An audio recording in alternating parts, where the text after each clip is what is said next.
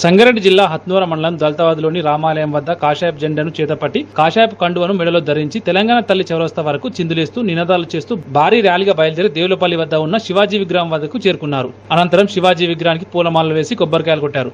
ఈ కార్యక్రమానికి Jinnaram CI Sudhir Kumar, SI Subhash, Gummadidala SI Mahesh రెడ్డిలు సిబ్బందితో బందోబస్తు అందించారు. అనంతరం యువకులు మాట్లాడుతూ శివాజీ మహారాజ్ హిందూ దేశం అంటూ హిందువులంతా ఒక్కటిగా జీవించాలని, శివాజీ అడుగుజాడల్లో మంచి మార్గంలో నడవాలని, శివాజీ మహారాజుల పేరు తెచ్చుకోవాలని యువకులకు సందేశం అందించారు.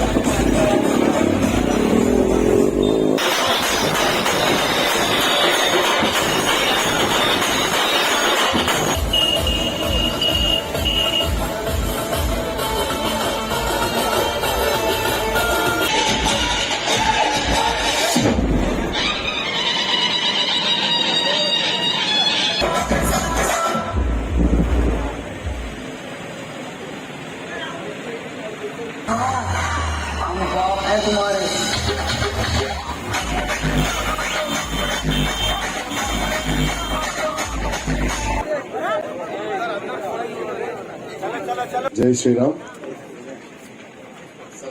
జై జై రామ్, జై జై రామ్, జై భవానీ.